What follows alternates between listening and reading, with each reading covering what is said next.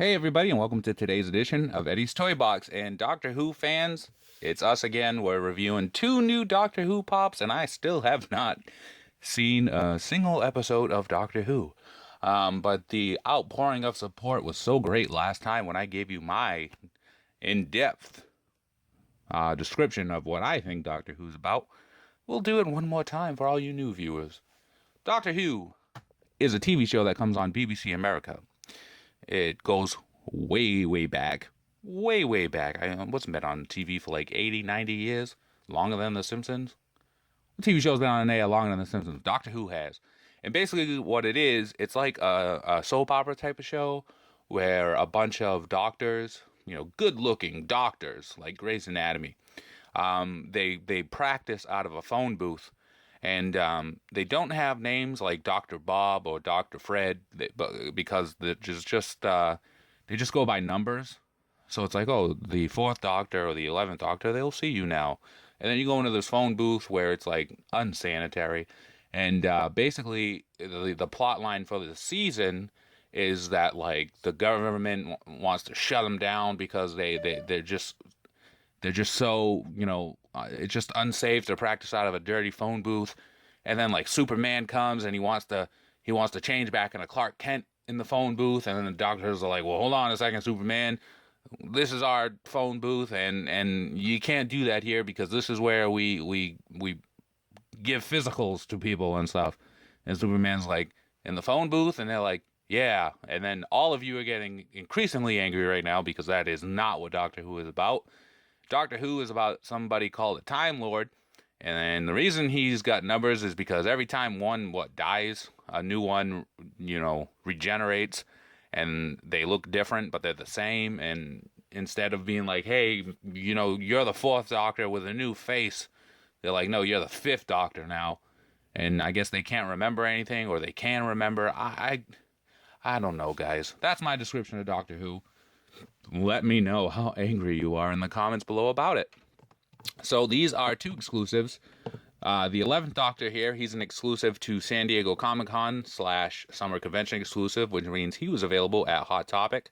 Now, he was available in such a high abundance that if you walked into a Hot Topic right now, you could probably still get him. Fourth Doctor is a Barnes & Noble exclusive, which was released on the Thursday that San Diego Comic-Con started. Which could get you confused by thinking that maybe he's a San Diego Comic-Con exclusive as well. He isn't. He's a Barnes & Noble exclusive, which is why if you went to Barnes & Noble, you would only have to pay $8.95 for him as opposed to the $14.95 that they were charging for the Summer Convention exclusives.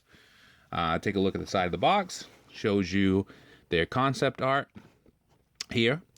You can see that not much has really changed, except for the 11th Doctor. On the concept art, he has on this nice vest underneath and a shirt underneath that. And we will show you on this pop why Funko got lazy with him. Back of the box shows you the other pops in the line. 12th Doctor, let's go closer. 12th Doctor, there's a variation of him. He's a Hot Topic exclusive. He's holding a spoon. We have reviewed that one, so if you check my channel, you'll see a review from that. 11th Doctor and 10th Doctor, there's also Hot Topic exclusives for those as well. The 11th Doctor has on a fez and he's holding a mop. The 10th Doctor has 3D glasses on. 4th Doctor, a Dalek. Dalek, right, is a bad robot. There's a Barnes & Noble exclusive for the Dalek as well. It's all black. Then we've got Cyberman. Then we got Adipose. There's a glow-in-the-dark Hot Topic exclusive for Adipose. We reviewed Adipose, 11th Doctor, and 10th Doctor all together. So you can find that video here. Then we got Weeping Angel, and then we've got the TARDIS, which is where they practice unsanitary things out of. Just kidding, Whovians. That's where they travel through time. And I guess the TARDIS has the ability to change into anything, but it's like broken, like the elevator from Big Bang Theory, so it's stuck as a phone booth forever. So, let's take a look at the 4th Doctor first, because 4 comes before 11, right? Apparently he's holding jelly beans called jelly babies. Now, knowing Doctor Who and its science fiction mantra, I'm going to say that maybe these jelly beans aren't safe to eat, but I don't know. Maybe they are. Maybe he just carries around jelly beans in his pocket like a nice old guy, and he's like, hey, here, have some jelly beans. Little technical difficulties. You can see he has this scarf on, which is crucial to, I guess, his character, because I took a picture with this guy and I pretended to take the jelly beans out, and I put in the description, I'll take a jelly bean and take the scarf off. You look stupid. Oh, you look ridiculous. And people were like, how dare you insult the scarf?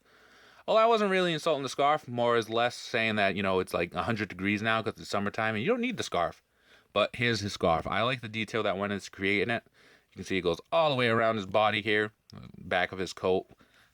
Yeah, it's a pretty awesome pop if you like Doctor Who. I like the detail that went into sculpting his hair here. Looks pretty curly. Take a look. He's got that, glue residue on the bottom of his hat that makes people freak out when they see it. It was pretty noticeable on the Hulkbuster, but he has it too. Missing some paint on it. He's got a bald spot there. Detail I went into making the hat. Take a look up top here. It's got on his, his vest here with the shirt underneath, which they really nailed here. You can tell that that's a vest there, a sculpted vest underneath the coat, and underneath the shirt, and underneath his scarf. Which brings us to the 11th Doctor here, holding Cyberman's head. So in the show, he must rip a Cyberman's head off, right? So look at the detail that went into making this little dude. He's got faded colors here. He's got a hole in the head, back of the head. Now, here's what I noticed about this, and here's what I think that most of you are going to not be happy with. He doesn't have a sweater vest on. Excuse me. He doesn't have a sweater vest on. What they've done is they've taken his regular t-shirt that's underneath, and they've painted light pink, light purple to make it look like he has a sweater vest on. He doesn't. That's a t-shirt painted with a V on it. He's got his little bow tie there, and he's got his overcoat on. So what I think that they've done is, instead of making a new mold for the 11th Doctor, I'm pretty sure the 11th Doctor they released just has a t-shirt on underneath the coat as well, which, take a look, it looks like it does. So instead of going the extra mile and trying to give him the sweater vest like they did with this gentleman here, they've only painted on a t-shirt. So they were like, quickly, we'll sculpt enough to give him the Cyberman head, but don't put the vest on. Just paint it, make it look like a vest. Nobody will know the difference. We know, Funko. We know. I don't even like Doctor Who. I won't say I don't like Doctor Who. I haven't even watched Doctor Who, and I know that this is crazy. So, take a look. His hair here, going all the way around. That's pretty cool. I like the little comb over type thing here. Back with a pop there. Paint job wise, there are a couple of flaws because, hey, whenever you mass produce something and you rush it out, there's gonna be flaws. And quality control isn't, Funko's strong point. So again, we've got a bald spot here on this guy. We've got, the paint from his undershirt going onto the coat, as well as his hand here. Like somebody was just like, so that's kind of crazy. We've got paint missing on his hand here. We've got silver paint from Cyberman getting onto his hand. So the paint wise, these, aren't really top notch. Look, he's missing some paint here on his hair.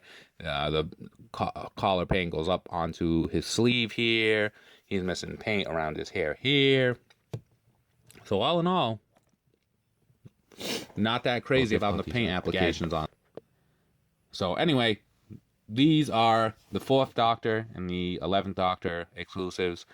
4th Doctor is probably going to be restocked at Barnes & Noble at some point just because it's a Barnes & Noble exclusive.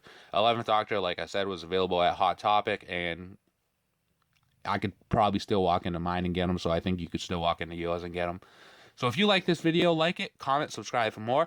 Follow us on Instagram at ESBJO_figs, where we're posting daily pop pictures. Look for us on Twitter at Eddie's Toy Box. Follow us on Facebook at Poppin' Off About Funko. Join me every Thursday night on popvinyls.com for my weekly column Thursday Night Highlight. And as always, be kind to one another, have a great day, and free the pops. All right, guys, we'll see you around.